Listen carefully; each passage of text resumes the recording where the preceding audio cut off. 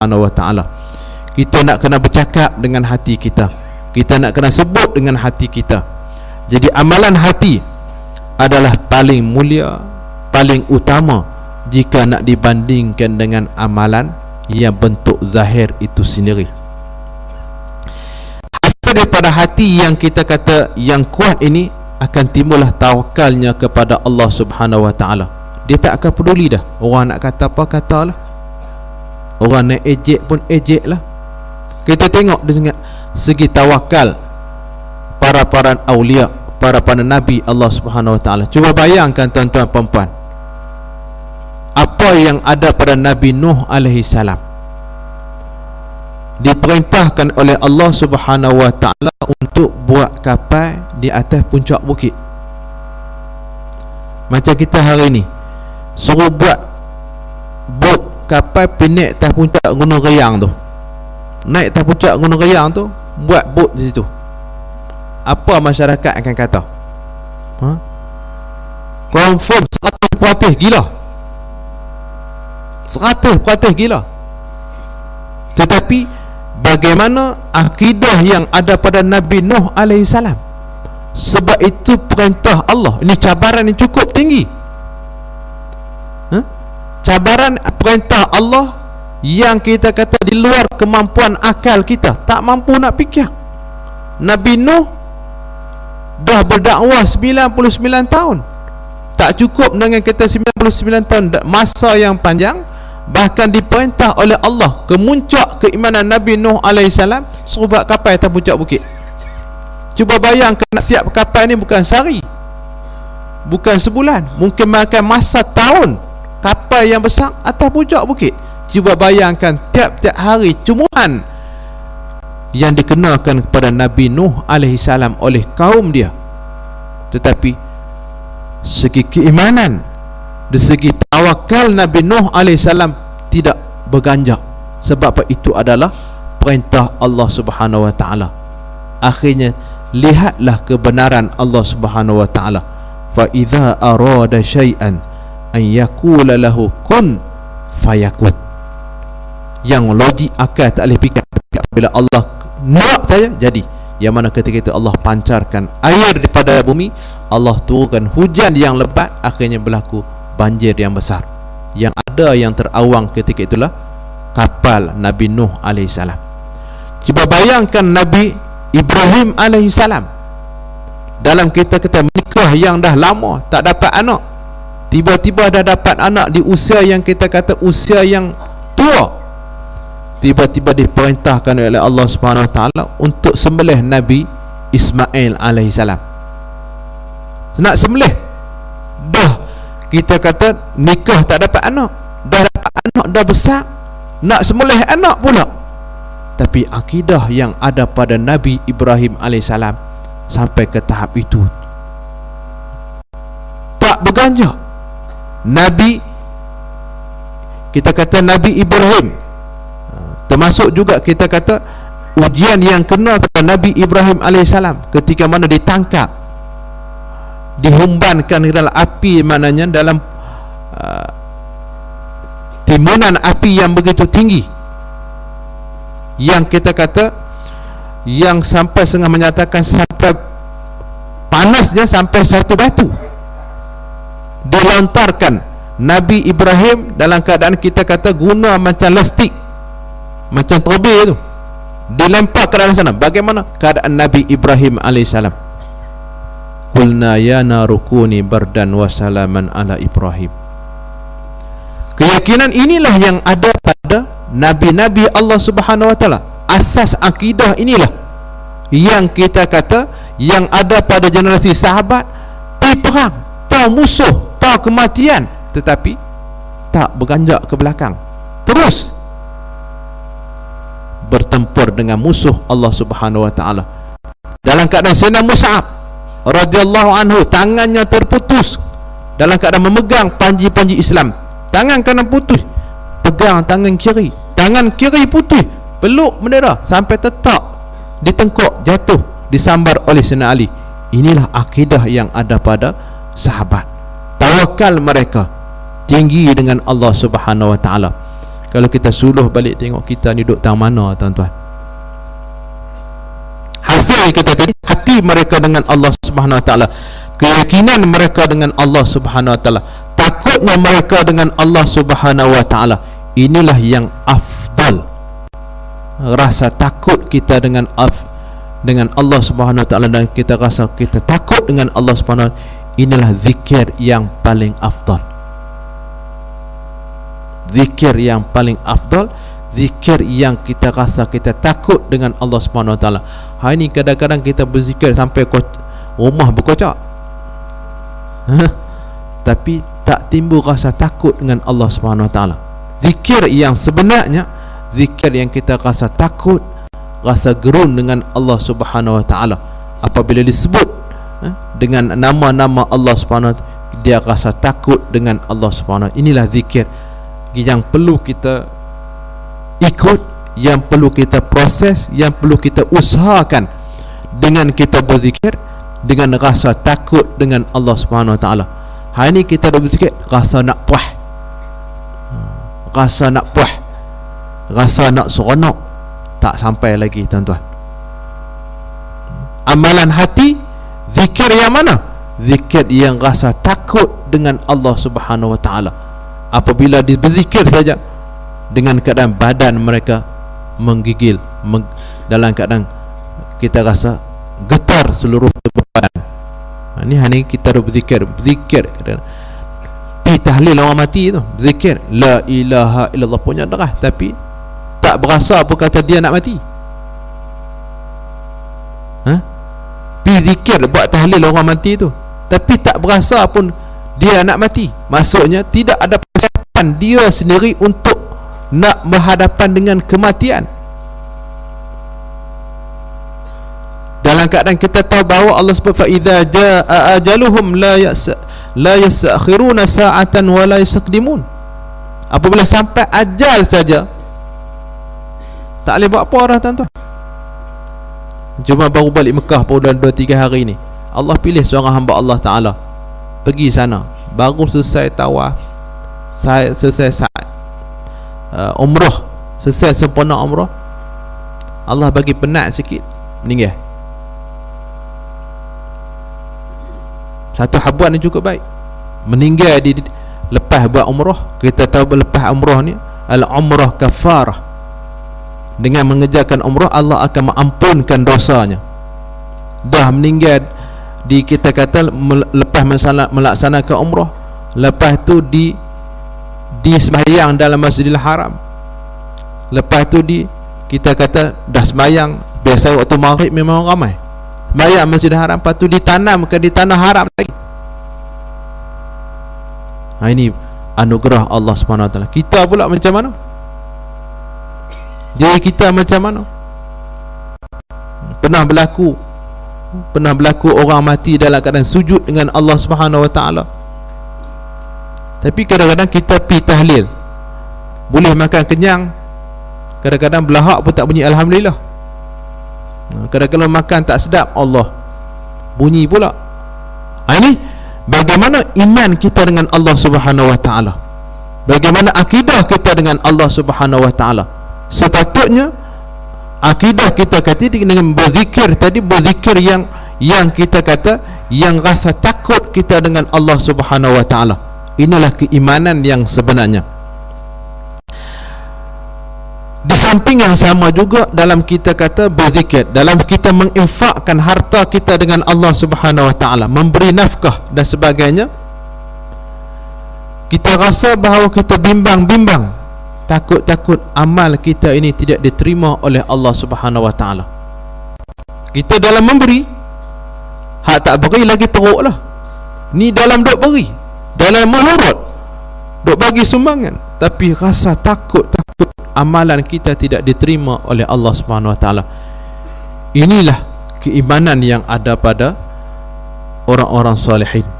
Termasuk juga kita kata sekurang-kurangnya keimanan kita kata ialah membuang perkara yang menyakitkan di jalan. Kita ada buat dah hari ni, kita tak mampu, tuan-tuan. Inilah selemah-lemah iman, membuang kita kata perkara yang menyakitkan di tengah jalan. Mungkin kita tengok di kampung kita jalan ada berlopak, kita tak ada pun kut-kut kita kata nak ambil sikit tanah, nak pi ataupun ambil batu pi letak di tempat lopak itu. Itu selemah-lemah iman yang kadang-kadang jalan tu kita duk lalu tiap-tiap hari, kita tak boleh buat. Kadang-kadang kita tengok pada hari ni masalah kadang-kadang dalam masyarakat kita, kadang-kadang kita tengok di tengah jalan, apa salahnya kadang-kadang kita jumpa mayat kucing yang duk ada tengah jalan, sampai jadi apa? Hancur lebur. Ini selemah-lemah iman. Apa salahnya kita pergi parking kereta tepi jalan, angkat bangkai kucing itu pergi letak atau pergi buang tempat yang sepatutnya. Itu selemah-lemah iman. Kita pakat lawan belah pergi berterabuk. Lemah iman itu menunjukkan lemahnya iman kita. Benda yang menyakiti di perjalanan. Sakat naik kereta tak apa, kalau naik motor sila terbalik motor. Inilah kita boleh suluh muka kita di mana keimanan kita dengan Allah. Kenapa? Itu adalah selemah-lemah iman. Kita membuang perkara yang menyakiti di perjalanan. Kadang-kadang hak tu pun kita tak mampu. Jadi keimanan kita di mana, tuan-tuan?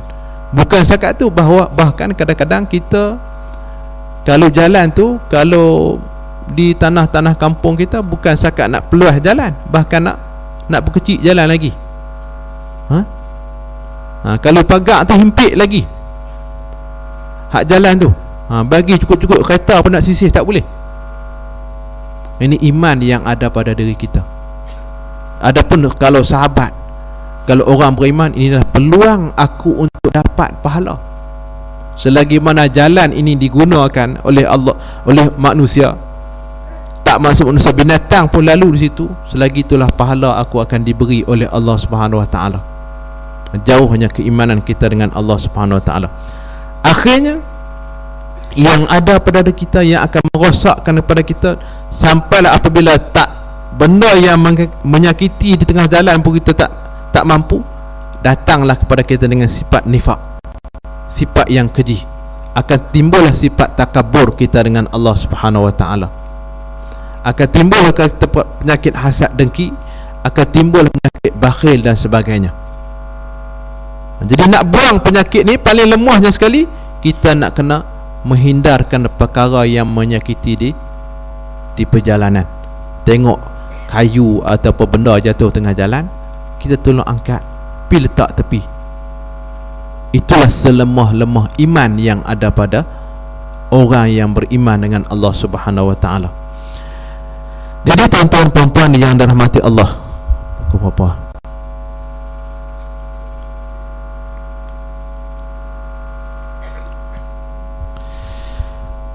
amalan yang pertama tadi adalah amalan hati.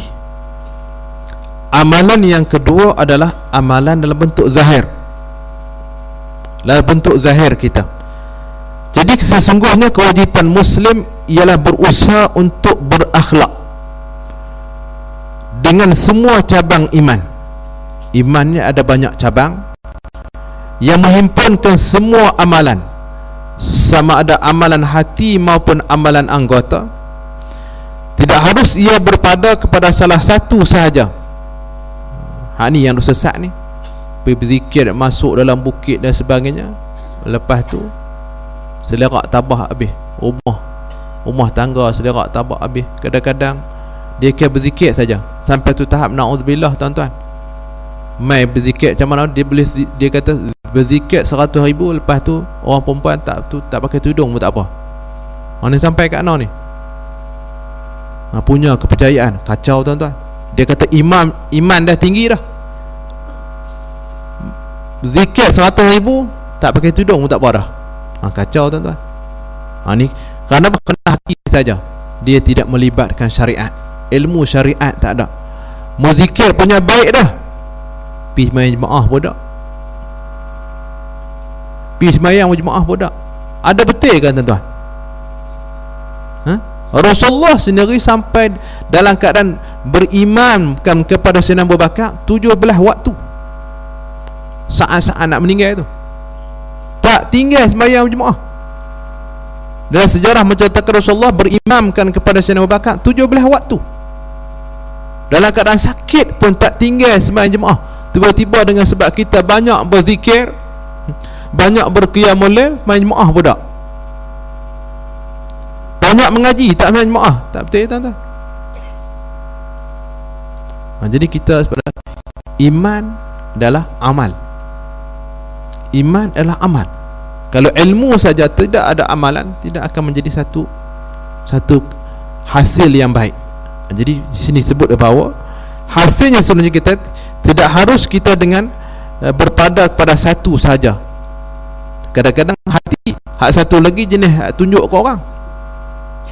Hak tunjuk ke orang. Buat semua mana mengharapkan pujian pada manusia.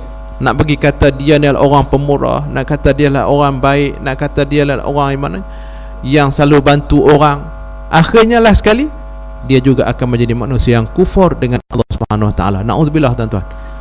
Dua-dua tak boleh pisah.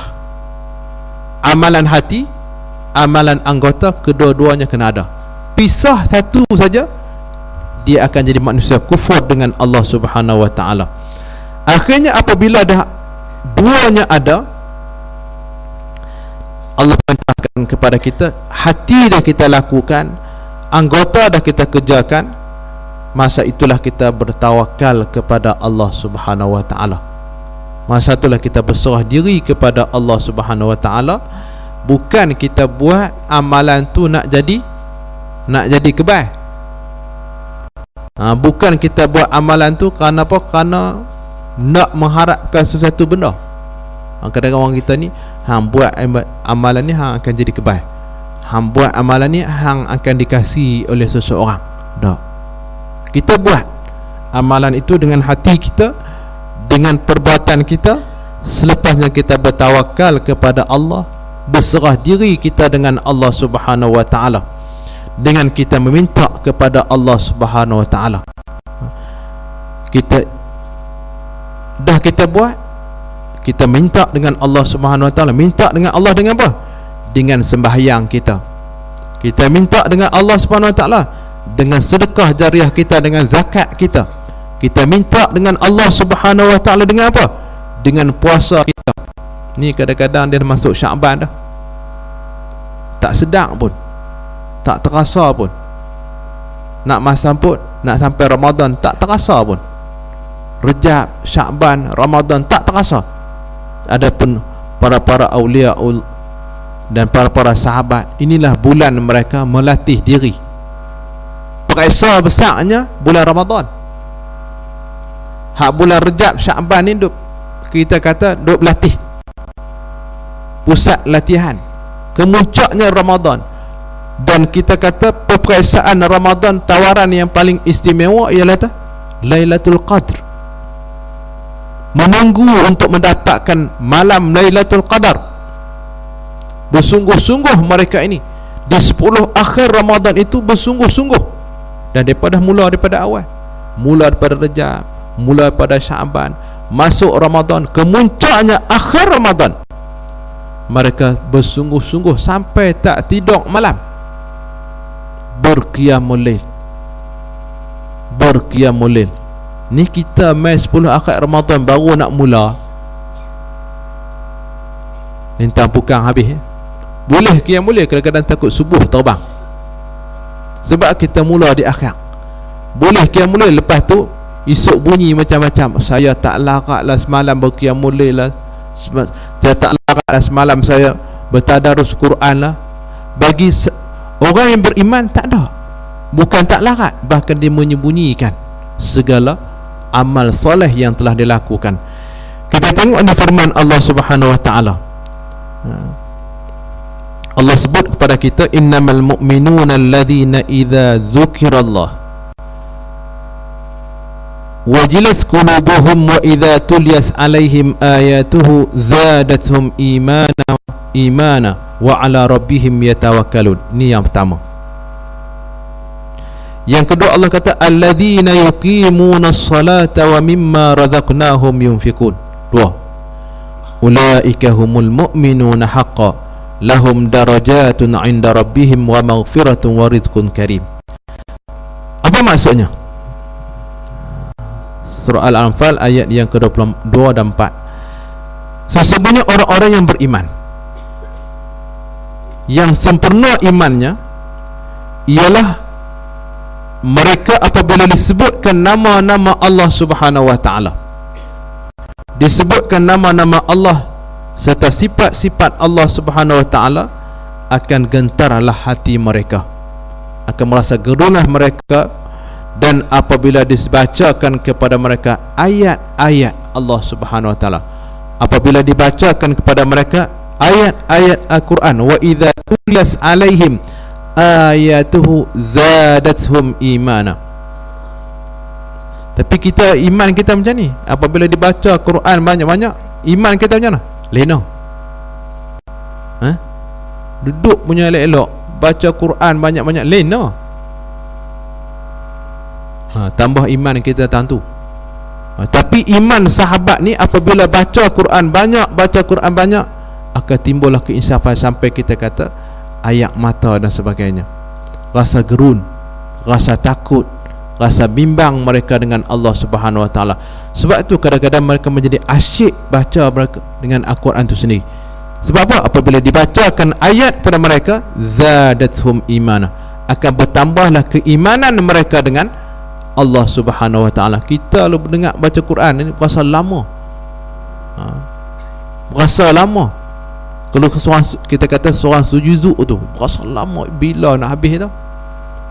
Pergi Masjid Zahid sembahyang tarawih, bila nak habis tu? Berasa lama. Tapi ada penjelasan sahabat berasa nak lagi. Lepas sembahyang tarawih tadarus Quran lagi. Sampai tu maknanya lepas sembahyang fardu baca Quran lagi. Sebab apa? Merasa iman mereka bertambah. Bukan berasa baca Quran tak mau nak baca dah.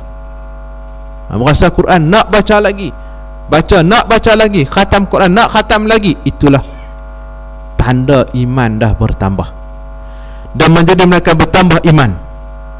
Wa ala rabbihim yatawakkalun. Setelah dia baca Quran tadi yang begitu banyak, dan kepada Tuhan mereka itu berserah diri dengan Allah. Kami dah buat Allah, kami dah baca Quran ya Allah, kami telah berzikir kepada kamu ya Allah, selepasnya aku berserah diri kepada Allah Subhanahu wa taala.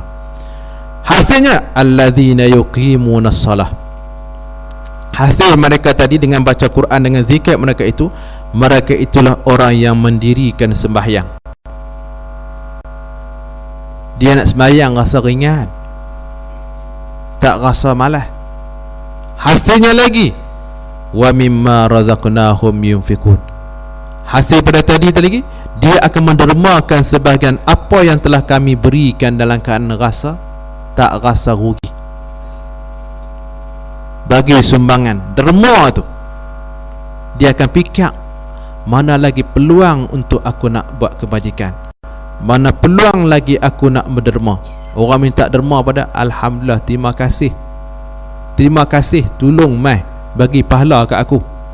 Ni kadang-kadang orang mai kat rumah kita, mai pula dah. Itu iman kita. Orang mai rumah, mai bagi yang baik, assalamualaikum, Allahu akbar tuan-tuan. Orang mai kat rumah kita ucap assalamualaikum, doa untuk kita.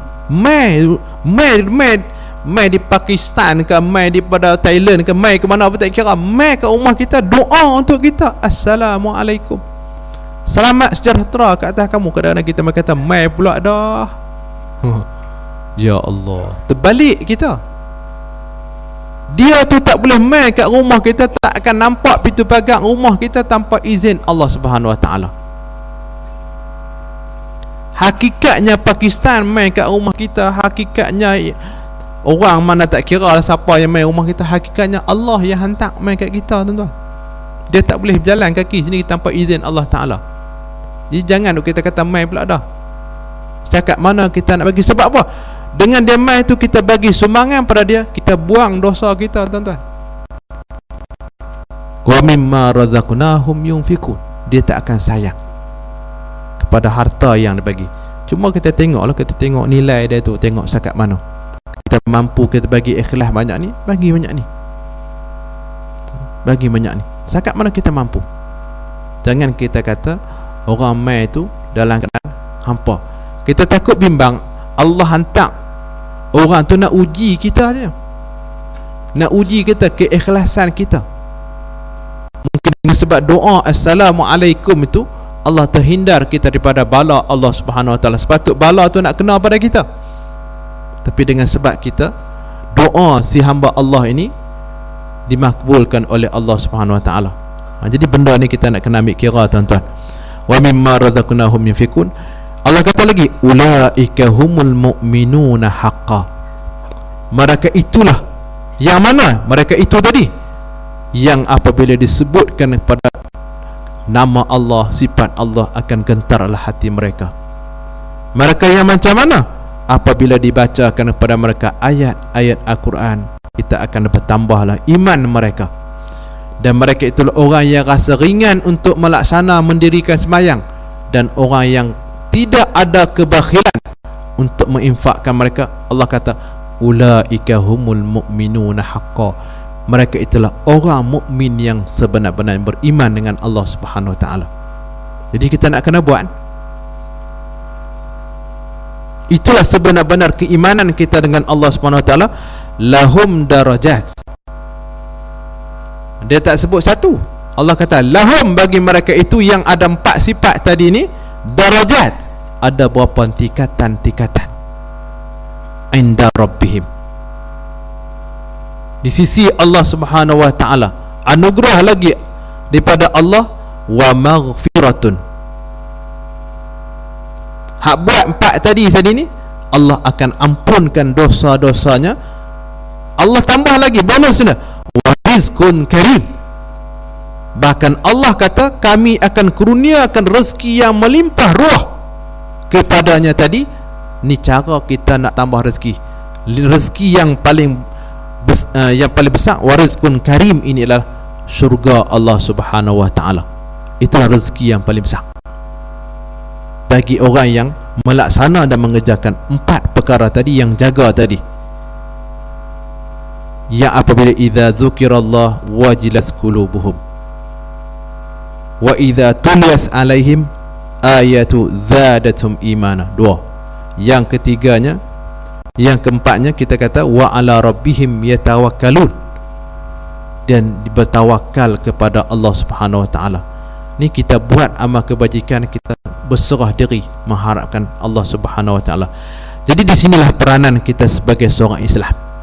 Sebagai seorang Islam, kita nak kena sungguh-sungguh berusaha melaku dan mengejarkan, mencari kesempurnaan keislaman kita di segi akidah kita dengan Allah Subhanahu Wa Taala. Semoga segala amalan yang kita kata yang memusatkan kepada hati tadi, keikhlasan kepada hati ni, di sini kita kata bahawa bermulanya ataupun anak kuncinya itulah hati itu sendiri. Apabila baiknya hati, maka baiklah segala-galanya. Nak baik hati dengan apa? Dengan ingat kepada Allah. Nak baik hati dengan apa? Dengan Al-Quran.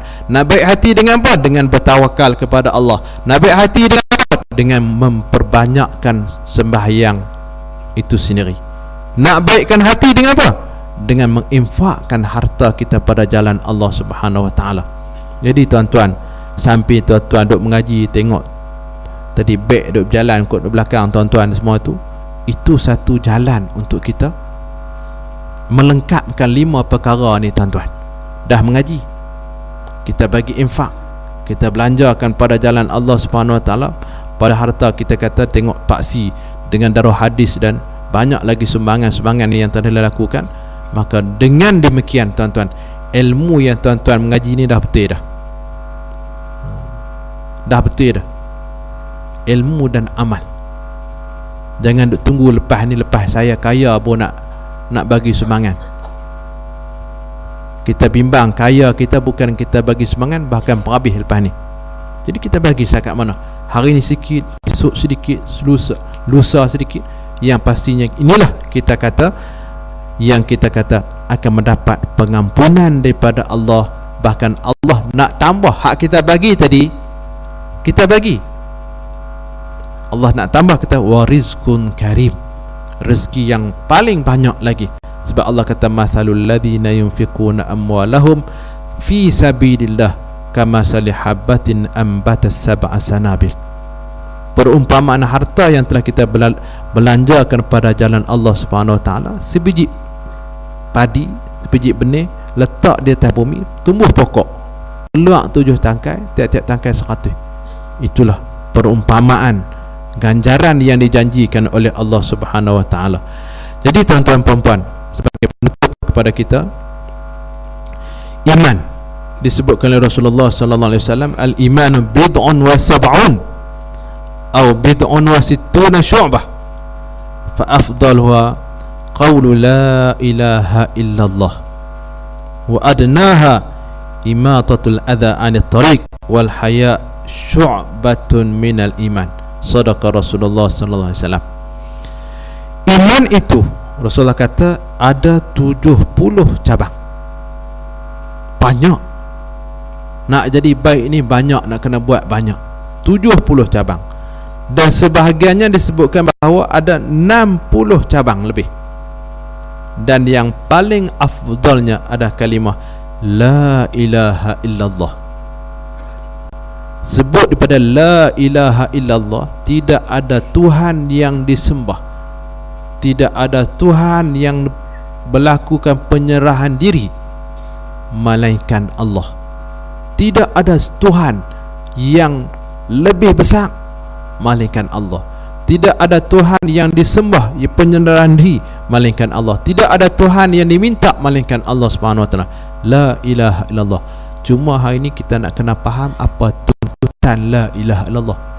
Sebut la ilaha illallah tu bagus, zikir la ilaha illallah, la ilaha illallah. Tapi tuntutan penafian la itu ilah illallah. Ha kita tu la ilaha illallah. Orang duk zikir mula la ilaha illallah. Illallah tu nak buang benda yang kotor dalam hati, masuk Allah sahaja. Ha, orang mengaji, orang masuk tarikat dia sebut di sana, buang semua, penafian semua dikeliling kiri kanan kita, nak masuk Allah saja di sini dalam hati kita. Allah pada cakap kita, Allah pada perbuatan kita, Allah segala-galanya. Hak ni nak kena proses, nak kena mengaji tuntutan kalimah la ilaha illallah. Banyaklah tuan-tuan, melibatkan perkara yang kita kata yang akan menambahkan iman. Kita nak kena mengaji melibatkan perkara yang akan membatalkan akidah kita. Nak kena tahu tuan-tuan, hak kalimah la ilaha illallah tu ialah iman yang paling tinggi adalah kalimah la ilaha illallah. Nak jaga kalimah la ilaha illallah itu bagaimana perkara-perkara yang akan menambahkan iman, kita kena tahu. Yang kedua, nak jaga kalimah la ilaha illallah itu sendiri, kita nak kena tahu perkara-perkara yang akan membatalkan kalimah itu sendiri. Kadang-kadang dengan perbuatan kita, kadang-kadang dengan percakapan kita, dengan bentuk sindiran kita dan sebagainya, akan merosakkan kalimah la ilaha illallah itu sendiri. Hakikatnya iman yang paling besar, iman yang paling tinggi ialah kalimah la ilaha illallah wa adnaha, dan serendah-rendah iman imatatul adha, iaitulah membuang perkara yang menyakitkan anit tariq, di perjalanan. Apa saja yang menyakitkan di tengah-tengah jalan, dengan batu ke, dengan kita kata dengan kucing mati ke, anjing mati ke tadi. Anjing ni kadang-kadang nak pegang payah. Kita beli sarung tangan RM5, pi pegang anjing tu, pi buang masuk lutan sampah. Berapa banyak pahala kita dapat tuan-tuan. Itu serendah-rendah iman. Apa salahnya? Apa salahnya kita kata benda tu kotor, masuk plastik, pegang, halak tangan masuk plastik, pegang tu, pi buang. Kalau kita nak pegang tangan berasa busuk, takkan busuk juga, pegang plastik tu, masuk tangan plastik, pegang, pi buang. Ini berlaku dalam pimpinan ikhwan muslimin, dalam mendidik mentarbiah. Seorang pimpinan besar buat majlis macam apa? Macam di Paya Pahlawan semalam lah. Jadi kebetulan berlaku masalah bilik ayak. Dah ramai ni faham sajalah bilik ayak, pakat tumpu bilik ayak. Jadi bilik ayak tu riuh. Pasal apa? Tengok bilik ayak satu sumbat. Menjadi masalah. Yang pimpinan yang ni buka jaket, buka baju, sinting tangan, pergi holok tangan masuk lubang jamban tu, tarik buat keluar. Selesai masalah. Pergi basuh tangan, sabun semua, selesai. Berapa banyak pahala dia dapat. Selagi mana orang duk pakai jamban tu, berapa banyak pahala. Inilah kita kata selemah-lemah iman, selemah-lemah iman, iaitulah kita kata membuang perkara yang menyakitkan di tengah-tengah jalan. Dan kita kata ni wal haya syu'batun minal iman. Malu itu adalah sebahagian daripada satu cabang daripada hak 60 tadi. Malu itu satu cabang daripada cabang keimanan kita dengan Allah Subhanahu wa taala. Malu yang paling besar, dia ada 2-3 nak tangga. Malu dengan Allah Subhanahu wa taala. Malu dalam melakukan maksiat. Malu dia yang tinggi, malu je dengan Rasulullah sallallahu alaihi wasallam. Kita dulu nampak malu laki perempuan hak sebelah ni saja. Sebut malu tu anak dara dengan apa? Anak teruna saja. Tak, malu yang sebesar-besar malu lah, malu dengan Allah Subhanahu wa taala. Malu dalam melakukan maksiat dengan Allah Subhanahu wa taala. Malu dengan Rasulullah kerana tidak beramal dengan sunnah Rasulullah. Malu dengan sahabat kerana apa? Kerana tak ikut ajaran-ajaran sahabat. Ini malu. Syu'batun minal iman, salah satu di antara cabang-cabang iman. Malu kita dengan Al-Quran sebab apa? Tak baca Al-Quran, rasa malu. Inilah selemah-lemah iman. Ni tak baca Quran pun tak rasa tak ada apa, tak rasa malu. Itu maknanya kena banyak istighfar tuan-tuan. Malu kita yang paling besar adalah malu kita dengan Allah Subhanahu wa taala. Taksir kita, aku ni banyak lagi tak, maknanya semayang aku tak, maknanya tak baik lagi, puasa aku tak baik lagi, zakat aku mungkin tak baik lagi, haji aku tak baik lagi, amal soleh aku kurang lagi ni. Rasa malu kita dengan Allah Subhanahu wa taala. Itu adalah selemah-lemah. Kita rasa malu. Kita berasa kita ni tak sempurna. Termasuk juga kita dengan diri Rasulullah sallallahu alaihi wasallam, rasa malu. Rasa malu kita tidak beramal dengan ajaran dan sunnah Nabi. Itulah selemah-lemah iman. Jadi tuan-tuan dan puan-puan, mudah-mudahan segi akidah kita dengan Allah Subhanahu wa taala, trust kita bahawa amalan kita akan diterima oleh Allah Subhanahu wa taala. Jadi pastikan akidah kita ialah asasnya kita tahu bahawa awwaluddin ma'rifatullah. Awal-awal agama, akidah kita adalah mengenal Allah Subhanahu wa taala. Mengenal Allah banyak cara, itu pada nama Allah Subhanahu wa taala, pada sifat Allah Subhanahu wa taala, termasuk makhluk kejadian Allah Subhanahu wa taala. Kalau kita kaji betul kajian-kajian yang dijadikan oleh Allah Subhanahu wa taala, pada ketika itu kita akan rasa Allahu Akbar. Kita akan sebut Allah Maha Besar. Allah menanya, Allah akan segala-galanya tuan-tuan. Inilah mudah-mudahan apa yang disebutkan sebentar tadi menjadi pengajaran untuk bersama sebagai muhasabah segi akidah kita dengan Allah Subhanahu wa taala, segi ingat kita dengan Allah Subhanahu wa taala. Jadi sebagai seorang mukmin dengan Allah Subhanahu wa taala, apabila dibacakan ayat-ayat Allah, akan tambahlah gentarlah hati mereka, dan mereka ini sentiasa bertawakal kepada Allah. Orang yang banyak sembahyang tuan-tuan, banyak sembahyang. Kita hari ini sembahyang fardu tu ialah nak masuk banyak sembahyang ni, kita nak kena memperbanyakkan sunat-sunat, sembahyang sunat. Tanya diri kita, apa lagi sunat yang aku tak buat? Sembahyang sunat mana lagi yang aku tak buat?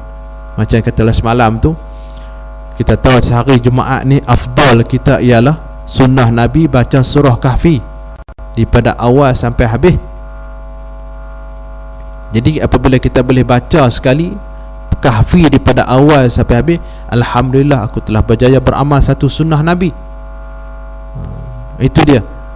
Contohnya pada hari Jumaat disuruh kita banyak berselawat, kita banyak berselawat pada Nabi. Alhamdulillah aku telah beramal dengan satu sunnah Nabi.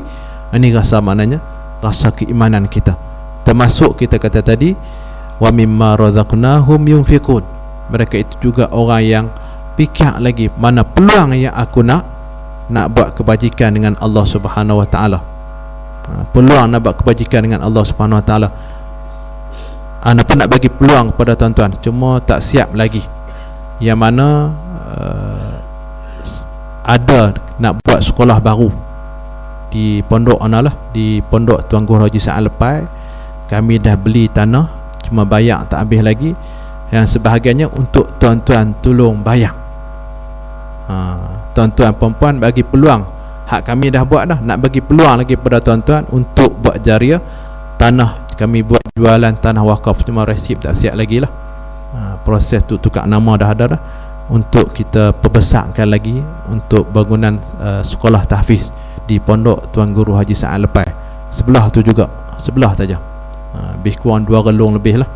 Jadi lepas ni insya-Allah apabila tengok kita lancar tu, minta kerjasama tuan-tuan lah, tolong kita kata beli, jual balik untuk diwakafkan kepada diri tuan-tuan dan kepada arwah yang telah kembali ke rahmatullah. Itu peluang yang boleh ana bagi peluang pada tuan-tuan nak buat kebajikan. Jadi insya-Allah lepas ni lah, lepas ni. Jadi setakat itu saja yang baik daripada Allah Subhanahu Wa Taala. Mudah-mudahan akan menjadi manfaat untuk kita bersama. Mudah-mudahan kita diberi istiqamah oleh Allah Subhanahu Wa Taala. A'udzubillahi minasyaitonir rajim. Bismillahirrahmanirrahim. Alhamdulillahirabbil alamin. Allahumma shalli ala sayidina Muhammadin wa ala alihi washabihi ajmain. Allahumma faqihna fid din wa 'allimna ta'wil wahdina ila siratikal mustaqim. Allahumma arinal haqqa haqqan warzuqna ittiba'ah wa arinal batila batilan warzuqna ijtinabah. Allahumma inna na'udzubika min 'ilmin la yanfa' wa min qalbin la yakhsha wa min nafsin la tashba' wa min 'ainin la tadba' min du'a la sujabulah. Rabbana 'alaika tawakkalna wa ilaika anabna wa ilaikal masir.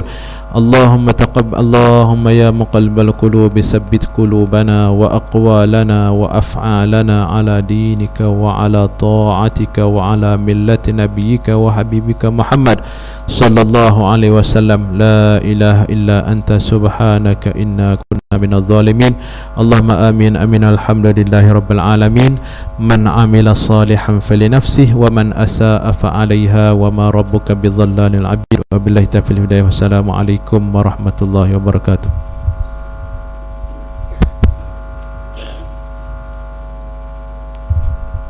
Terima kasih kepada Ustaz Radhi. InsyaAllah kita akan bersama dengan Ustaz Yusuf Ahmad, jemput Syekh Yusuf Ahmad untuk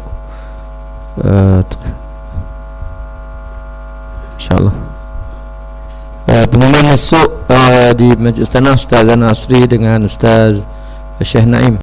InsyaAllah hari Ahad Ustaz Zainal Asri dengan Ustaz Sa'ad. Hari Isnin di sini pun Ustaz Zainal Asri insyaAllah jalan macam biasa.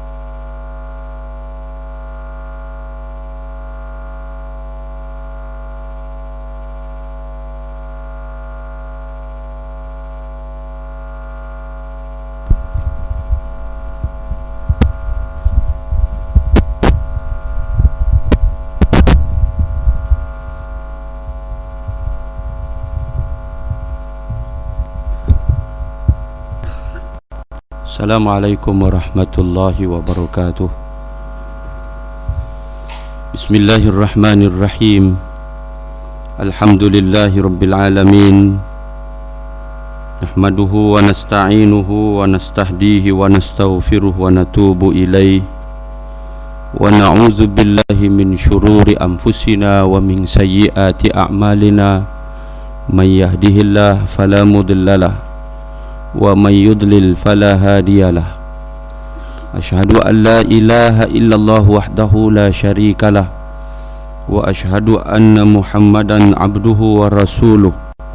Allahumma salli wa sallim wa barik ala hadzal nabiyil karim war rasulil azim sayyidina wa maulana Muhammadinil amin wa ala alihi wa ashabihi wa man da'a bida'watihi ila yaumiddin. Allahumma barik lana fi Rajab wa fi Sya'ban wa ballighna Ramadan. Allahumma ja'alna minal ladzina yastami'una al-qaul fayattabi'una ahsanah. Allahumma ajirna minan nar.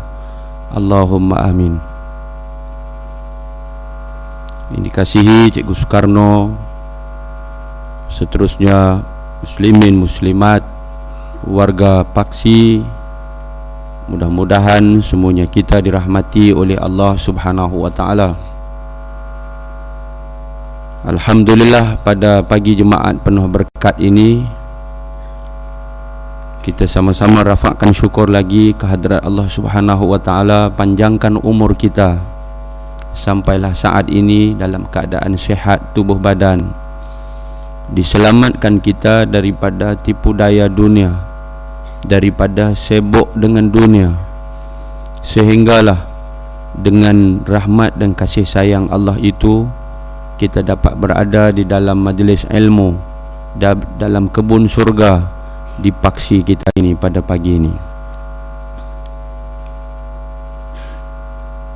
Di dalam sebuah hadis Nabi sallallahu alaihi wasallam yang diriwayatkan daripada Ibnu Abbas, an Hammad ibni Salamah, an Hammad ibni Salamah, an Ata ibni Sa'ib, an Sa'id bin Jubair, an Ibni Abbasin qala qala Rasulullah sallallahu alaihi wasallam, lamma kanatil lailatul lati usriya bi fiha atat alayya raihatun tayyibah faqultu ya Jibril ma hadhihi raihatu tayyibah faqal hadhihi raihatu mashitati ibnati fir'aun wa auladiha. Qala qultu ma sya'nuha?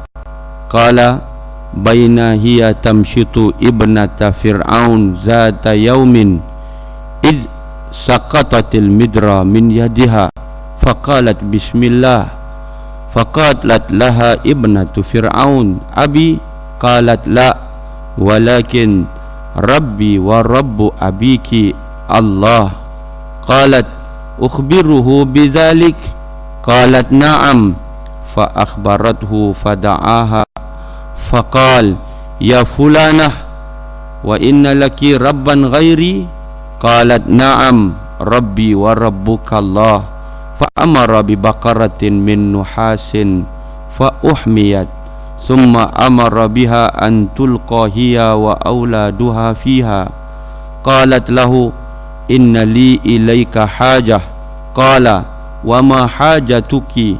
Qalat uhibbu an tajma'a izami wa izam waladi fi thawbin wahidin wa tadfinana. Qala dhalika laki ay lima laki alaina minal haq. Qala fa amara bi auladiha fa ulqu baina yadayha wahidan wahidan ila an intaha dhalika ila sabiyyin laha yarda wa ka'annaha taqa'asat min ajlihi. Qala ya ummah iqtahimi fa inna azabad dunya ahwanu min azabil akhirah. Faqtahamat atau kama qala Rasul sallallahu alaihi wasallam. Dalam hadis ini Nabi SAW seperti yang diriwayatkan oleh Ibnu Abbas, kata Nabi SAW, tatkala mana pada malam di mana aku telah diisrakan Allah Ta'ala padanya. Nabi cerita malam tu malam Nabi diisrakan. Atat alayya raihatun tayyibah. Dalam banyak-banyak peristiwa, ada satu peristiwa yang Nabi jumpa. Telah datanglah, kata Nabi, raihatun tayyibah. Aku cium satu bau. Bau tu sangat harum sekali, bau tu sangat sedap sekali. Fakultu, maka aku telah berkata kepada Jibril, ya Jibril. Nabi kata dekat Jibril, ma hadhihi raihatut tayyibah. Jibril, bau apa yang sedap sangat ni? Kata Jibril, hadhihi raihatu masyitati ibnati Fir'aun wa auladiha. Jibril habaq kat Nabi. Jibril kata, inilah baunya tukang sikat rambut anak perempuan Fir'aun dan juga bau anak-anak dia. Maknanya Nabi dan Jibril telah melalui kawasan dikubur, dimakamkan Masyitah dan juga anak-anaknya. Masyitah ni tuan-tuan, dia bukan nama, dia adalah tukang sisir.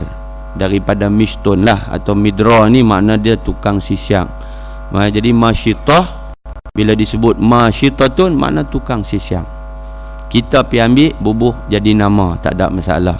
Sempena yang baik, tuan-tuan. Qala qultu ma sya'nuha. Lalu Nabi SAW bersabda lagi, qultu, aku berkata kepada Jibril, ma sya'nuha, apa cerita Masyitah ni? Kata Jibril, baina hiya tamshitu ibnata Fir'aun zata yaumin. Jibril pun story dekat Nabi. Jibril kata, satu hari Masyitah ni dia tengah duduk sisiang rambut puteri Fir'aun. Tuan-tuan nampak? Cuba bayang, anak perempuan Fir'aun hak kecil tu keluar, ataupun remaja keluar, ataupun tak kira besar mana, dia ni anak perempuan Fir'aun. Dia nak sisiang rambut sendiri, tak kerti. Bukan tak erti, memang pesen puteri lagu tu lah, kan? Pi suar kepala dekat Masyitah. Masyitah nanti dandan rambut dia. Jadi tengah-tengah duduk sikat rambut, tengah-tengah duduk sisiang rambut tu, id saqatat al-midra min yadiha. Tiba-tiba sisiang rambut hadir dia pegang tu jatuh, lalu latahlah dia. Nampak? Faqalat bismillah. Dia terkejut tu, dia terus kata dengan nama Allah. Dalam riwayat yang lain dia kata ta'isa Fir'aun, bismillah ta'isa Fir'aun. Dalam riwayat yang lain dia tambah lagi, dia kata dengan nama Allah, celaka sungguh Fir'aun. Tu dia terkejut lagi lah anak Fir'aun ni. Tu dia tuan-tuan. Faqalat laha ibnatu Fir'aun. Maka ketika itu berkatalah dalam keadaan terkejut anak perempuan Fir'aun, abi, hai, kamu kata tu pak aku kah? Yang kata Allah tu pak aku kah? Kok lah gelaran bapakku itu Allah, lebih kurang lagu tu lah, kan? Abi, pak aku kah? Yang maksud kata Allah tadi tu pak aku kah? Qalat la. Jawab Masyitah dengan tegas, tidak. Lakin Rabbi wa Rabbu abiki. Tetapi itulah Tuhanku dan Tuhan bapakmu. Dalam riwayat yang lain Arab juga saya jumpa, dia kata Rabbi wa Rabbuki wa Rabbu abiki Allah. Dia kata Tuhanku, Tuhan kamu, dan Tuhan bapak kamu Fir'aun, itulah Allah. Tuan-tuan, qalat, kata anak perempuan Fir'aun, ukhbiruhu bizalik. Hang berani tak mau kalau aku nak abang kat pak aku? Lebih kurang lagu tu lah. Ni hang duk kata Tuhan hang nama Allah ni, hang tahu tak? Semua orang duk sembah pak aku, semua orang kata pak aku Tuhan, kan? Tiba-tiba hang duk pergi ikut Nabi Musa, kata Tuhan hang adalah Allah. Aku report berani? Ada berani? Dia tanya lagu tu, kan? Maka kata Masyitah dengan tegas, qalat na'am, yes, silakan, no hal, tidak ada masalah, kan? Fa akhbarathu, maka betul-betul anak dia pun report maka telah memberitahulah anak perempuan Fir'aun kepada bapaknya Fir'aun, fada'aha, dan Fir'aun panggil Masyitah. Faqal, dia berkata, ya fulanah. Fulanah tu adalah kata ganti nama umum kepada nama siapa-siapa untuk perempuan. Nampak tak? Ya fulanah. Kalau laki-laki, ya fulan ibni fulan. Nampak tak? Tapi kalau perempuan, ya fulanah. Tu nak abang kata Masyitah tu bukan nama, dia tu gelaran tukang sisiang, tukang sikat rambut. Dia pun kata dekat Masyitah ini, wa inna laki rabban ghairi. Dia tanya Masyitah, dia kata, hang ni ada Tuhan lain kah? Lain daripada aku? Orang lain semua kata aku Tuhan. Tiba-tiba hang ni aku dengar anak aku report, hang duk sebut nama Tuhan hang ni. Hang ni ada Tuhan lain kah? Hang cerita mai? Qalat na'am. Sekali lagi Masyitah tegaskan, ya tuanku. Patik dengan yakin menyatakan bahawa jawapannya adalah ya. Tu dia lagu tu lah lebih kurang. Dia tegaskan lagi, dia kata, Rabbi wa rabbukallah, wahai Fir'aun, Tuhanku dan Tuhan kamu adalah Allah. Tegas wanita hebat ini. Dengar lagu tu Fir'aun sangat marah, tuan-tuan. Dengar lagu tu, siapa tak marah? Selama ni orang kata dia Tuhan. Dia kata, ana uhyi wa umid, aku menghidupkan, aku mematikan. Samsinnya Fir'aun. Dia kata, buat binaan tinggi, aku nak tengok yang kata Tuhan Musa tu tara mana. Dia kata kepada ramai rakyat dia, ana rabbukumul a'la. Musa, Harun, semua, aku Tuhan yang maha tinggi. Sampai terkejut, bukan dekat Nabi Musa, bahkan diriwayatkan iblis pengsan ketika tu, pengsan gila. Pasal apa? Pasal terkejut. Fir'aun manusia mengaku Tuhan, iblis pun tak mengaku Tuhan. Dia kata, hang karut sungguh Fir'aun. Tuan-tuan, marah punya, dahsyat punya marah. Lalu dia kata, fa amara bi baqaratin min nuhas. Maka dia pun panggil, amara ni makna perintah. Dia pun perintah dia punya algojo dia. Dia perintahlah dia punya apa nama polis dia, tentera dia. Dia kata ni, siap baqaratin min nuhas. Periuk daripada tembaga tu, hampa cucuh, hampa hidupkan api, fa uhmiyat, maka dinyalakan periuk tu, dipanaskan, bubuhlah minyak ke ayak ke, bagi duk menggelegak cantik punya. Kemudian summa amara biha, perintah meh Masyitah, hang nanti dicampak masuk dalam ni, antul qahiyah wa auladuha fiha. Dia nanti panggil, dia kata, menteri, panggil kita punya apa semua ni, pergi tangkap. Bukan tangkap Masyitah saja ni duduk depan kita mu, anak-anak dia semua panggil sekali mai. Dia nanti kita campak masuk dalam ni. Saja dia nak bagi Masyitah tension. Kod Masyitah nak tarik balik. Masyitah tak tarik, tuan-tuan. Qalat lahu, tiba-tiba Masyitah berkata kepada Fir'aun. Waktu tu anak dia duk ada sekali dah. Masyitah kata dekat Fir'aun, innali ilaika hajah. Fir'aun, saya ada satu hajat. Fir'aun dengar-dengar, dia nak tarik dah perasaan dia nak sembah aku dah. Ni Fir'aun, saya ada satu hajat ni, tuanku, boleh tak bagi kat saya satu hajat, tunai sat? Maka dia pun kata, qala, kata Fir'aun, wa ma hajatuki, apa hajat kamu wahai Masyitah? Qalat, kata Masyitah, uhibbu an tajma'a izami wa izam waladi fi thawbin wahidin wa tadfinana. Fir'aun, hang nak bakang aku, bakanglah. Hang nak rebuih aku, rebuih anak aku, rebuihlah.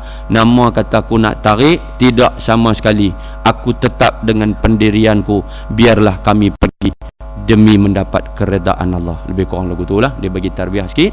Lepas tu dia pun, abang, sebenarnya aku ni bukan nak tarik balik Fir'aun weh. Aku nak minta hang, nanti hang dah rebuih kami semua, tinggal tulang lah, hang tolong himpun sat tulang tu semua. Kemudian dia kata, bubuhlah fi saubin wahidin, himpun sat masuk dalam satu kain. Bubuh kata kapan lah, tuan-tuan.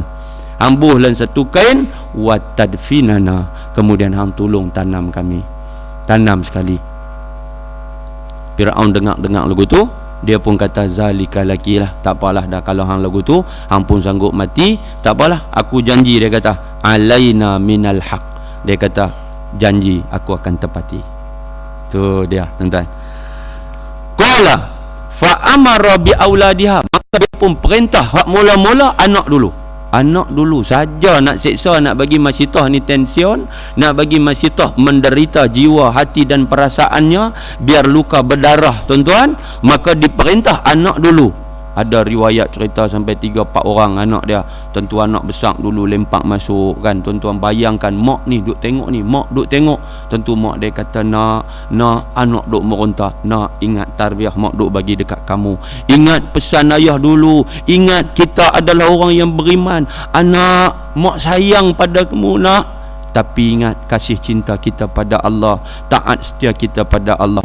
Biar kita mati nak, kita bertemu di pintu syurga. Oh tuan-tuan, anak dia pun senyum terjun. Dia lempak masuk seorang. Dia kata faulku bi baina yadaiha, dicampakkan baina yadaiha, maknanya depan mata dia. Wahidan, satu selepas satu saja, tak campak ramai-ramai, campak seorang-seorang supaya ibu tu lagi menderita. Cuba tuan-tuan bayang, kalau calang-calang iman, mampukah bertahan sebegitu rupa? Ila an intaha dzalika ila sabiyyin la yarda, sehinggalah sampai terakhir kepada sabiyyin, anak kecil.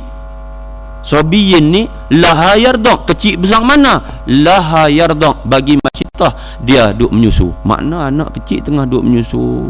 Tuan-tuan bayangkan, saya pun anak kecil tuan-tuan, duk tengok dia menyusu, ya Allah, anakku yang ke-8. Allahu Akbar. Tak ada dosa. Ibu ni bila dia bagi susu, tuan-tuan, anak yang duduk dalam pangkuan dia duk tengok mata ibu. Tuan-tuan tak tahu, tak biasa tengok kah? Tuan-tuan biasa menyusu ke tak? Allahu Akbar kabira. Tuan-tuan, kita ni anak duk isap susu botol bukan? Susu botol.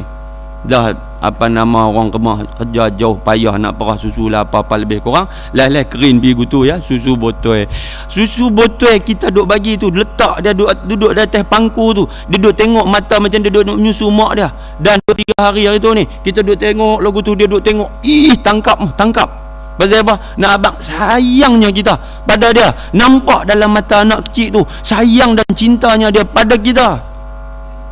Dia bukan boleh bercakap, dia tak boleh bercakap, nampak di wajahnya, nampak di matanya, bahasanya hanyalah tangisan.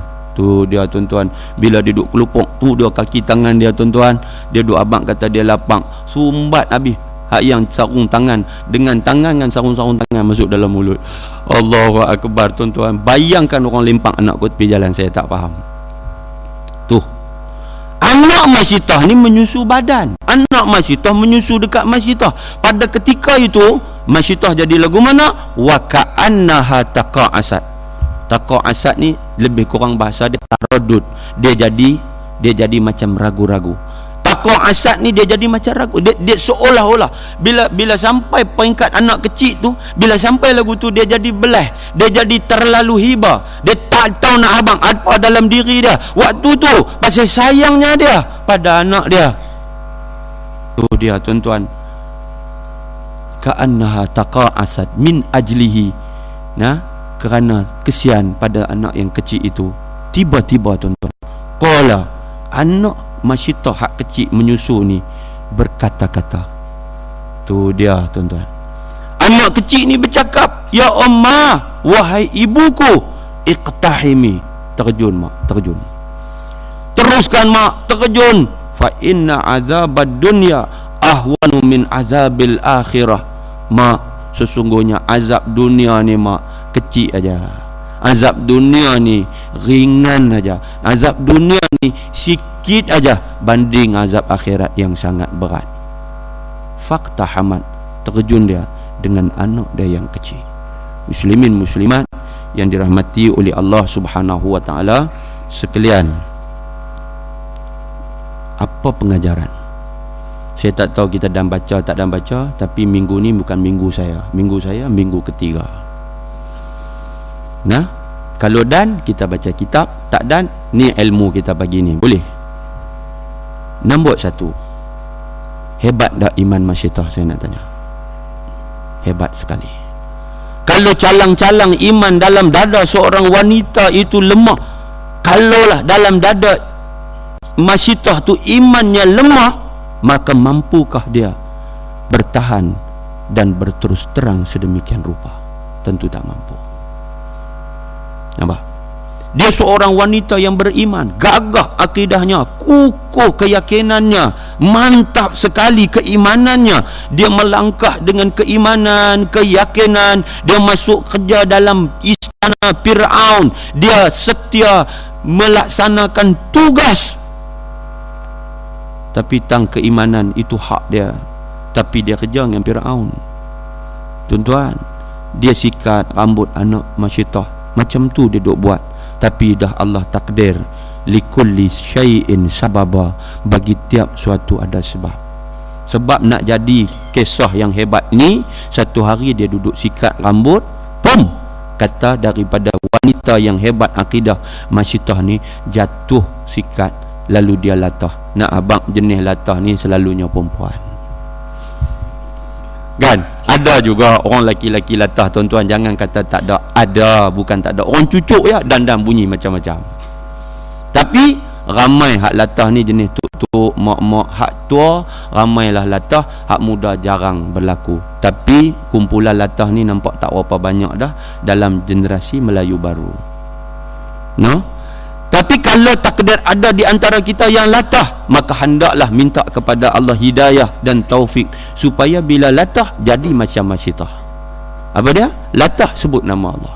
Latah sebut nama Allah. Terkejut, Allahu Akbar. Terkejut, subhanallah. Terkejut, astaghfirullah. Terkejut, sebut benda baik. Jangan duduk sebut benda-benda jahanam. Ada yang duk pijoi hak diri ke diri pun ada. Allahu Akbar. Nampak? Nah, tu masyitah. Apabila ditanya kepada dia, dia terus terang dalam soal akidah. Dalam akidah kita ni, tuan-tuan, kalau kita tengok dalam sejarah, macam mana berlaku kepada keluarga Ammar ibnu Yasir. Nampak tak? Ammar tu anak, Yasir tu bapa dia, mak dia nama Sumayyah. Ingat? Sumayyah mati syahid. Nah, Yasir mati syahid, Ammar sahaja yang bertahan. Itu pun dia mengaku kafir di mulut, wa qalbuhu mutmainnun bil iman, tetapi hatinya tetap sabit, tetap keyakinan, tenang dengan keimanan. Boleh. Tapi masyitah tak ada. Terus terangnya dia kata, Rabbi wa rabbukallah, Tuhanku dan Tuhanmu adalah Allah.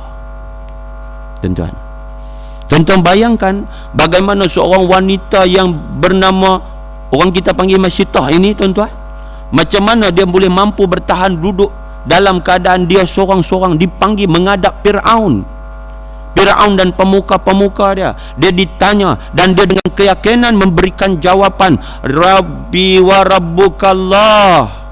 Fir'aun tanya dia, hang ada Tuhan lain kah?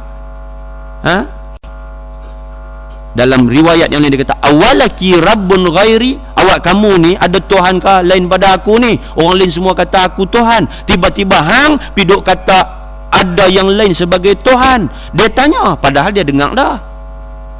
Siapa dia? Fir'aun dengar dah cerita kata masyitah ni, kata bismillah dengan nama Allah, Tuhan kepada masyitah nama Allah. Fir'aun tahu dah bahawa masyitah seorang yang beriman dengan Allah yang dibawa oleh ajaran Nabi Musa. Dia tahu dah, tapi saja kut-kut masyitah nak tarik balik. Dia tanya, awalaki rabbun ghairi, masyitah hang ni ada Tuhan lain tak?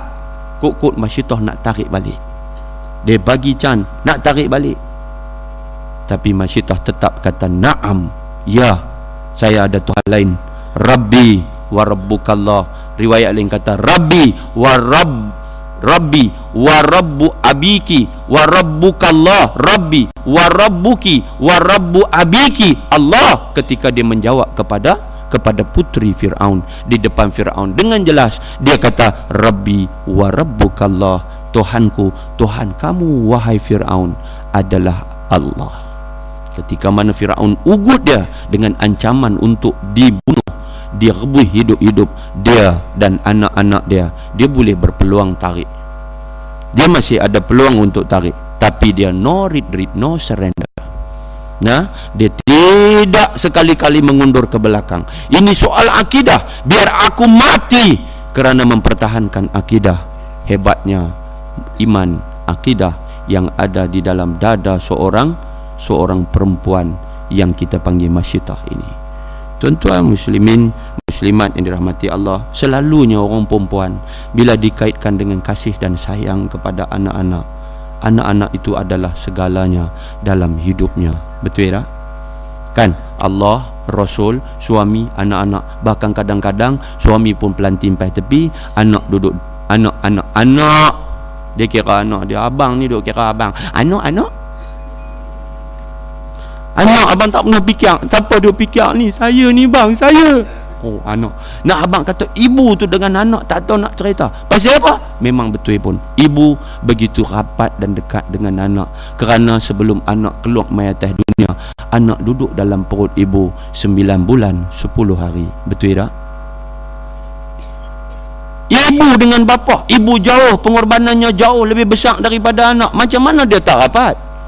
Dia mengandung, dia susah payah, dia derita, dia sakit, dia beranak, dia sakit lagi, keluar mai atas dunia, dia tidak pernah berehat. Bapa rehat.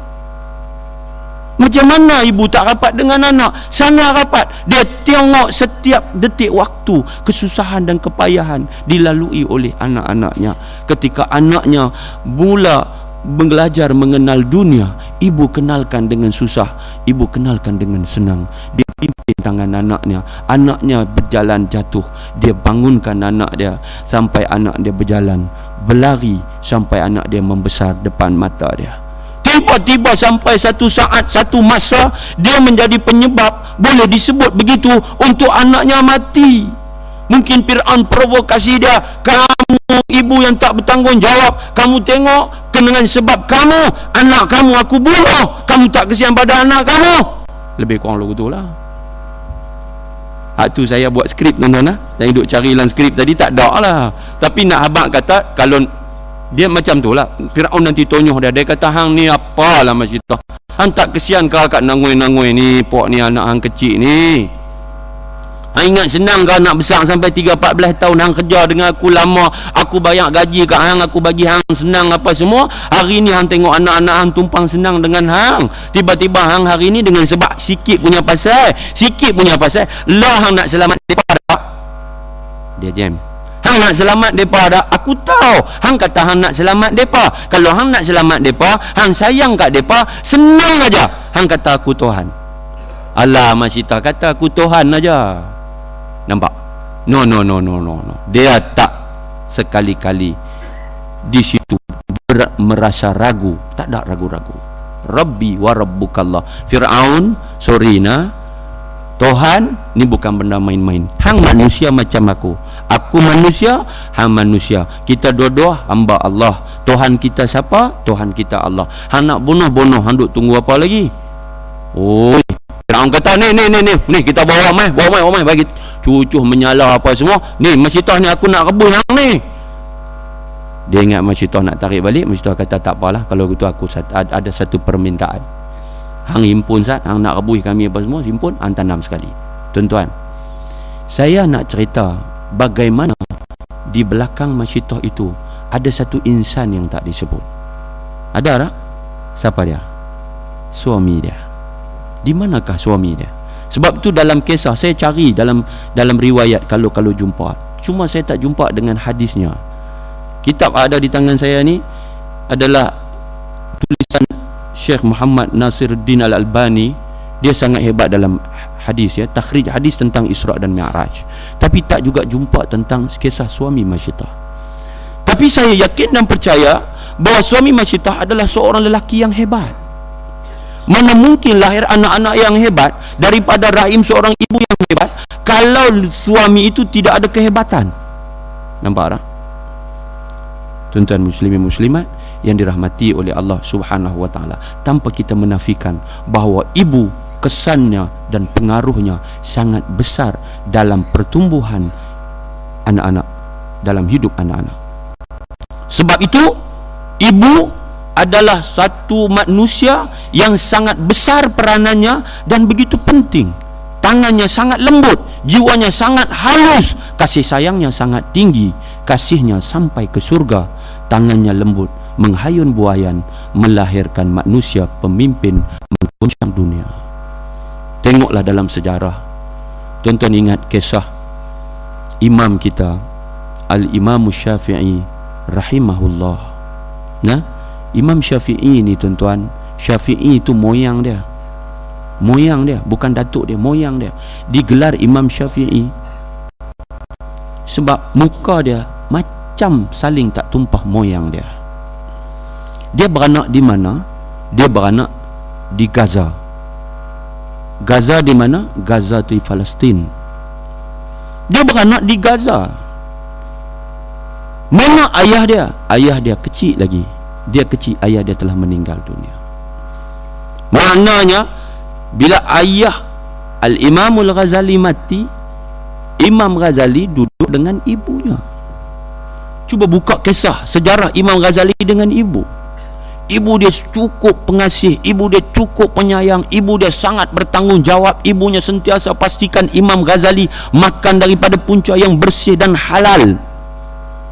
Ibu dia didik Imam Ghazali dalam serba-serbi. Imam Syafi'i, ibu dia didik dia dalam serba-serbi, sehinggalah umur Imam Syafi'i 9 tahun dia sudah hafizul Quran.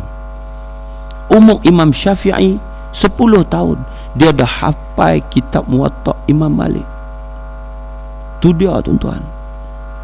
Maknanya ibu Imam Syafi'i, mak Imam Syafi'i begitu besar peranannya, pengaruhnya dalam hidup Imam Syafi'i. Imam Syafi'i sangat taat. Tuan-tuan bayangkan dia nak merantau, nak pergi mengaji di Mekah.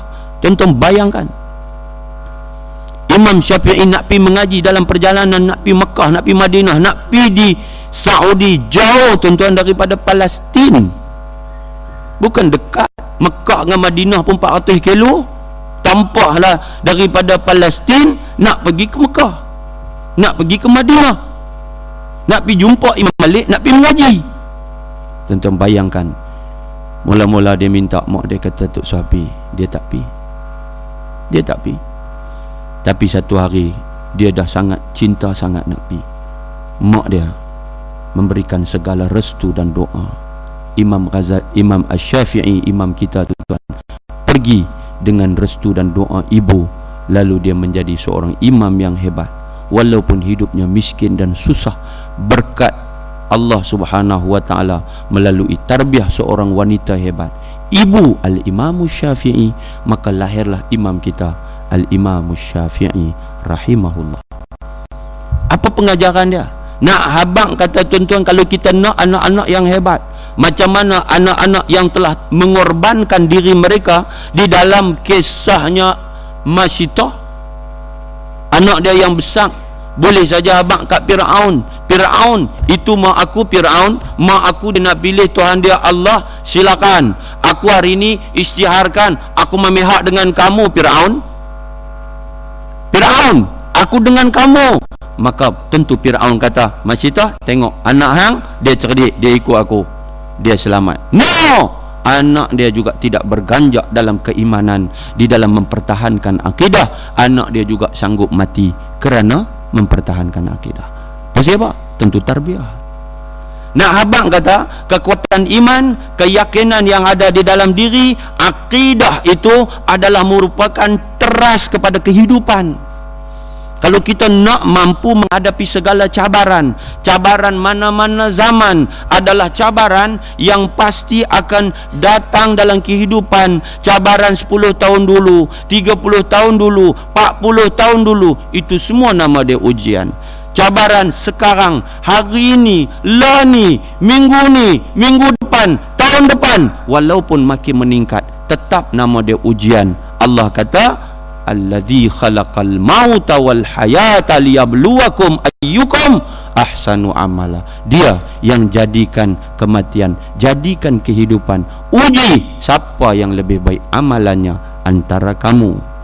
Tuan-tuan, ujian dan kehidupan itu adalah merupakan suatu yang sinonim, rutin, yang kita sebut la budda, tidak dapat tidak, mesti dalam hidup manusia waras. Manusia tak ada ujian, manusia tak ada masalah, manusia itu adalah manusia gila. Hak tu memang tak ada ujian. Kita semua mesti kena uji mesti. Ahasiban nas an yutraku an yaqulu amanna wa hum la yuftanun. Adakah manusia menyangka sudah cukup kata Allah dengan menyatakan kami orang beriman, sedangkan mereka belum diuji, mereka belum dicoba.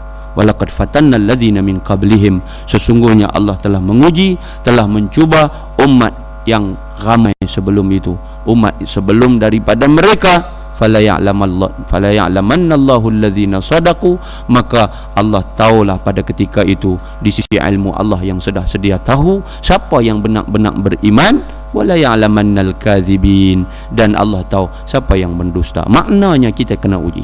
Lalu dalam menghadapi ujian, kita nak kena ada apa? Kita kena ada keimanan. Kita kena pertahankan akidah. Nak dapat iman, nak ada akidah yang mantap, kita mesti ada ilmu. Maka ilmu yang kita cari ini, yang kita duk mai tiap-tiap minggu, yang kita duk keluar pergi mengaji tiap-tiap malam, yang kita bawa kitab, yang kita bawa telinga pitadah, inilah ilmu yang membangkitkan kekuatan, yang menumbuhkan kehebatan sebenar seorang manusia yang akan menghadapi segala macam ujian, yang mampu menghadapi ujian yang sehebat ujian yang berlaku kepada kisah Masyitah. Tuan-tuan, Hafiz Ibrahim, seorang syair An-Nil, dia pernah menyebut, dia kata al-ummu madrasatun idza a'dattaha a'datta sya'ban tayyibal a'raq. Sebelum tu dia duk mengeluh, dia kata ada di sana orang yang boleh mendidik ni, dia kata sebab kita duduk takhalluf, sebab kita ke belakang, sebab kita hina hari ni, kerana apa? Kerana ramai orang perempuan kita sudah rosak. Lebih kurang lagu tu. Lalu dia pun sebut al-ummu madrasatun, dia kata ibu adalah umpama sebuah sekolah.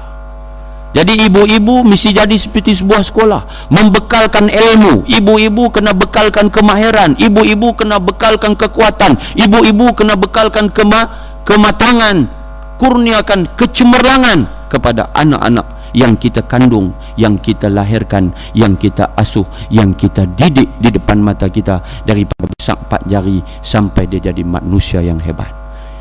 Sebab tu kata dia, idza a'dattaha a'datta sya'ban tayyibal a'raq, bila kamu mempersiapkan seorang wanita menjadi seperti sebuah sekolah, bila kamu bentuk seorang perempuan jadi ibu yang menjadi seperti sebuah sekolah, sebuah universiti, kamu sebenarnya telah menyiapkan satu generasi umat yang kuat. Tuan-tuan tengok apa jadi hari ini. Bila ibu-ibu tak mampu jadi ibu, ibu ni dia bukan takat mesin untuk melahirkan anak. Hari ni tak lebih daripada dia kata aku ni macam tu lah. Menikah tu pasal apa? Menikah pasal tujuan lebih kepada nak halalkan hubungan laki-laki perempuan. Dah di pakatan hang ni duk buat celaru pasal apa? Ni haram, hampa duk keluar dua-dua orang lagu ni. Hampa kalau nak buat lagu ni, hampa kena menikah. Jadi menikah tu pasal apa? Menikah sebab nak halalkan hubungan. Menikah tu pasal apa? Menikah kalau tidak jadi celaru, kalau tidak jahanam, kalau tidak jadi maksiat besar berlaku, zina nanti akan berlaku, keluar anak tidak sah taraf, sebagainya. Maka menikah untuk halalkan hubungan. Sedangkan sebenarnya tujuan pernikahan bukan hanya untuk itu semata-mata. Nampak? Kelangsungan umat ini, kehebatan dan kecemerlangan generasi akan datang adalah sebenarnya terhenti kepada pembinaan institusi keluarga yang hebat, cantuman benih yang kuat, cantuman benih yang cemerlang, daripada benih seorang suami yang berakhlak, yang berakidah, yang benar-benar menjadi pengikut setia Rasulullah, yang faham tanggungjawab dia sebagai hamba dan khalifah Allah, bersama benih yang ada tolong hak doa tunggu duduk dengan isterinya. Isteri itu siapa? Dia wanita sejati, dia wanita solehah, dia berperibadi tinggi, dalam dirinya ada akidah yang mantap, dia ada Islamic worldview, tasawur Islam yang cukup jelas. Dia bersedia untuk bukan sekadar mengandung, bahkan disediakan dalam dirinya segala kasih dan sayang, akan ditumpahkan segala ilmu pengetahuan dan pengalaman hidup kepada anaknya sejak anak itu dikandungkan 9 bulan 10 hari sampai anak itu keluar. Dia akan sediakan matanya untuk melihat setiap gerak-geri anak kecil itu. Disediakan telinganya untuk mendengar tangisan dan ringakan anak yang tidak berdosa itu. Dia akan pimpin hidup anaknya. Dia akan korbankan segala-galanya demi anak yang saleh dan soleha. Tu tuan-tuan, kita kena persiap yang ni. Jangan kita hantar anak kita pergi sekolah, hantar anak kita pergi mengaji, kita hak duk nampak apa dia nanti kena skor dapat 7A, 17A, 19A, 22A, 17A, cantik punya skor, 17 berakaat KO. Nak buat benda Ahmad Long, nak buat benda.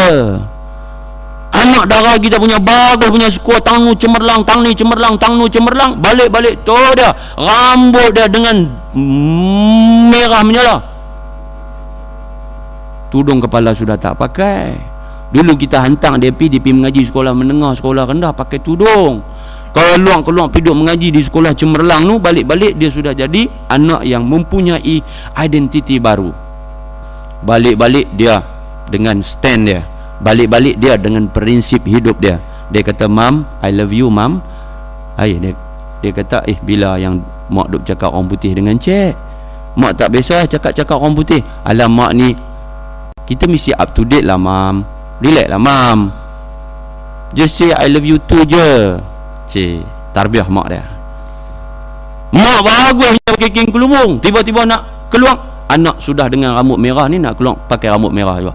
Mak dia kata, takkan lagu ni kot, tak kesian kakak. Mak, kan Mam, kan ada cakap dengan Mam, kita kena up to date, Mam. Dunia dah berubah, mak kena faham, ya. Akak masih macam dulu, akak sayang mak. Cik, kita cayak lagu tu ya, kan? Anak pula sampai ulok pula 500, tak balik lagi, baru balik mai ulok duit dah. Kita tengok-tengok tu dia kalau hijau punya not duk turun, kan? Campur dengan kala Jarmia, dia Jarmia tu not 100 tu lah. Kita pun penin lagu tu, tuan-tuan. Berapa ramai hak duk jadi lagu tu. Kita tak mau. Kita mau jadi ibu yang ada pendirian. Kita jadi ibu yang ada prinsip. Kita pantau hidup dia, kita nanti nasihat dengan baik, kita nanti tak drop the water face on the floor, kan? Kita nanti bagi dengan hikmah, kata dekat dia elok, kakak satu hari akan jadi ibu juga. Kakak akan jadi macam mama. Kakak tahu tak, mama sayang kakak daripada kakak tak ada sampai hari ini. Tidak ada ibu yang tidak sayang anaknya. Mama hantar kakak pergi mengaji daripada sekolah dekat rumah sampai kak pergi mengaji di luar negara, sampai kak kerja. Tak ada dalam hati mama melainkan nak tengok kakak jadi anak yang solehah, jadi isteri solehah satu hari nanti. Mama sikit pun tak sangka kakak balik dan berubah macam hari ni. Kakak please, cik. Tuan-tuan, kan? Kita pun buat keluar air mata ni, nak bagi dia terasa kesian kat kita. Alhamdulillah, kalau dia tengok-tengok air mata, dia teringat ustaz duk mengajar di sekolah dia dulu ni, kata air mata ibu dosa besar. Dia pun celapak-celapak pergi pegang-pegang kepala lutut dia, junjung raut kepala lutut kita. Ma, kakak salah, kakak minta ampun, kakak dah tersilap memilih jalan, ma. Okey ya, okey lah. Alhamdulillah lah kalau dapat anak demo lagu tu. Kita buat keluar air mata, dia pun tengok-tengok air mata, dia pun nanti minta ampun, minta maaf kat kita apa semua. Dan dia kata, kakak dah ikut kawan apa semua, kakak tak mau dah, ni dai-dai rambut ni semua, mam tolonglah nak bagi jadi hitam balik apa semua. Dia nanti keluar pakai kain kelumbung dah. Mau kalau dia buat muka kanga kat kita, macam mana? Kita duk teriak ni, buat keluar air mata sampai hati, kakak buatkan mama lagu ni sampai hati. Mam, relax lah. Apa ni? Dia buat macam tu. Apa ni? Janganlah nangis. Relax lah. Apa orang tua nangis ni? Wuduh lah. Dia buat macam tu. Tuan-tuan nak kata apa? Kita teriak buat keluar air mata. Ni tahu dah air mata ibu ni dosa besar. Yalah mak relax lah mak, benda tu alah mak ni boring lah. Dia buat macam tu. Mak, kalau mak tak suka, akak boleh balik tau. Akak balik sini, kesian dengan mak. Nak balik tengok mak. Kalau macam ni tak apalah, akak balik. Bulan-bulan akak hantar duit je lah. Mak tak nak tengok akak kan? Kan dah jam kita. Kan waktu tu akak jangan buat macam ni dekat mak. Baliklah, janganlah buat macam ni dekat mak. Akhirnya kita terima nilai baru dia bawa. Akhirnya anak kita fi wadin akhir. Anak kita di satu lembah. Anak kita sedang menempa celaka di akhirat. Kita sedang meniti hari-hari berbahaya ketika amalan baik banyak kita buat.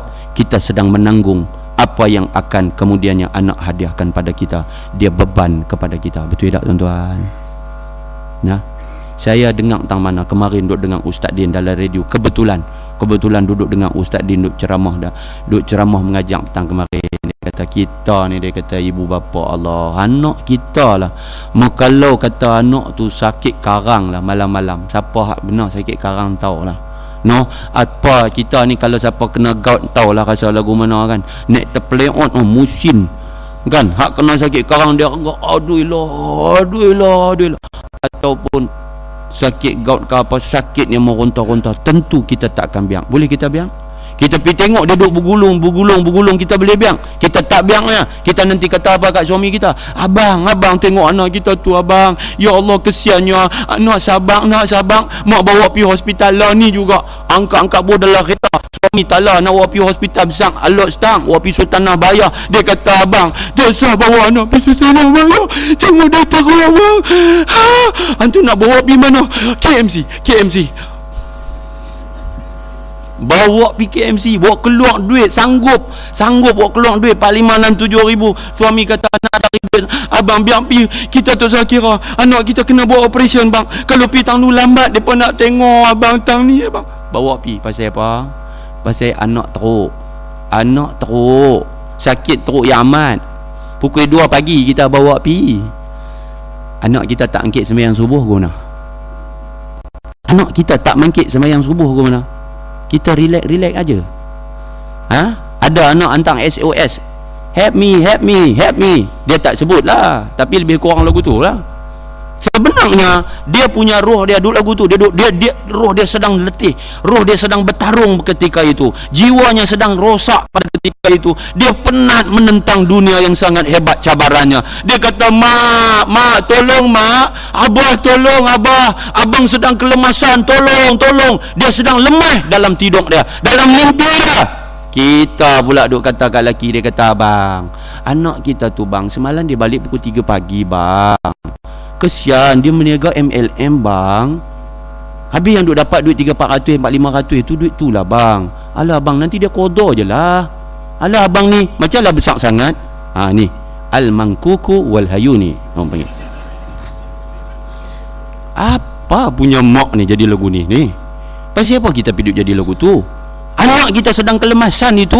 Esok depan Allah Ta'ala, waktu tu baru kita nak menyesal. Tuan-tuan, jangan tunggu menyesal tang tu. Dan kita yakin dan percaya, ibu bapa bukan kata nanti menyesal depan Allah. Sebab depan Allah tu confirm kita memang menyesal. Orang baik pun menyesal, tanpa orang yang derhaka Allah. Menyesal ibu bapa ni bila dia dah tua, bila dia di mamah usia, bila dia dah lewat senja. Waktu anak-anak dia yang dulu kecil sudah besar panjang. Anak dia dulu lemah tubuhnya, tapi kini tubuhnya gagah perkasa. Dulu anaknya lembut, tapi hari ini anaknya sudah keras bahasanya. Waktu tu anak dia kasar, waktu tu dia tersentuh hati, waktu tu dia mula terluka. Dulu waktu kecil dia biang, waktu kecil dia tak tanam akidah. Bila besar anaknya menjadi bala kepadanya. Na'udzubillahi min zalik. Saya tunjuk satu jari pada tuan-tuan, ada 8 tunjuk pada diri saya sendiri. Mari kita ambil iktibar dan pengajaran. Saya minta kepada suami-suami yang saleh, jadilah sehebat suami-suami soleh di sepanjang sejarah. Walaupun tidak diceritakan di riwayat yang saya telah riwayatkan dari hadis Nabi, kisah Masyitah, saya yakin dan percaya ada seorang lelaki yang hebat yang telah pun memberikan kekuatan, kehebatan tarbiyah dan sentuhan kasih yang sangat hebat kepada Masyitah dan kepada anak-anaknya. Dan kepada isteri-isteri, jadilah isteri solehah, ibu yang hebat, sehebat masyitah, supaya anak-anak kita akan benar-benar menjadi mutiara-mutiara cemerlang, qurratu a'yun, penyejuk mata hati. Mereka itu akan memberikan kasih sayang yang sebenar kepada kita di hari tua. Yang paling penting, kita balik jumpa Allah, merekalah akan menjadi penyelamat kita, insya-Allah, di antara yang menyelamatkan kita daripada ancaman azab Allah Subhanahu wa taala. Benar seperti yang saya duga, kita tidak sempat membaca kitab kita pada minggu ini. InsyaAllah kita akan jumpa lagi. Kalau tak ada apa-apa, jadual saya adalah pada minggu yang ketiga, ketika mana tidak ada tuan guru kita, Syekh Muhammad Fahmi Zamzam. Kalau beliau hadir, artinya kita tidak akan bertemu, sehinggalah kita bertemu pada bulan hadapan. Ya, insya-Allah Ramadan juga sedang datang. Kalau kata kita jumpa dalam Ramadan, pahalanya tentu lebih besar. Apapun jodoh dan pertemuan di tangan Tuhan. Takkan lari di gunung dikejar, hilang kabus, nampaklah dia. Okey tuan-tuan, auzubillahi minasyaitanirrajim. Bismillahirrahmanirrahim. Alhamdulillahirabbil alamin. Allahumma salli ala sayidina Muhammadin wa ala alihi wa sahbihi ajma'in. Allahumma inna nas'aluka ridhaka wal jannah wa na'udzubika min sakhatika wan nar. Allahumma hdi qaumana fa innahum la ya'lamun. Allahumma 'allimna ma yanfa'una wanfa'na bima 'allamtana. Allahumma zidna ilma. Allahumma faqihna fid din وعلمنا التأويل. اللهم ارزقنا فهم النبيين وحفظ المرسلين وإلهام الملائكة المقربين. اللهم أرنا الحق حقا وارزقنا اتباعه وأرنا الباطل باطلا وارزقنا اجتنابه. اللهم اجعل جمعنا هذا جمعا مرحوما وتفرقنا من بعده تفرقا معصوما ولا تجعل اللهم فينا ولا معنا ولا من يتبعنا شقيا ولا مطرودا ولا محروما. ربنا آتنا في الدنيا حسنة وفي الآخرة حسنة وقنا عذاب النار. وصلى الله على سيدنا محمد وعلى آله وصحبه وبارك وسلم والحمد لله رب العالمين. تقبل الله منكم. سبحانك اللهم وبحمدك أشهد أن لا إله إلا أنت أستغفرك وأتوب إليك. والسلام عليكم ورحمة الله وبركاته.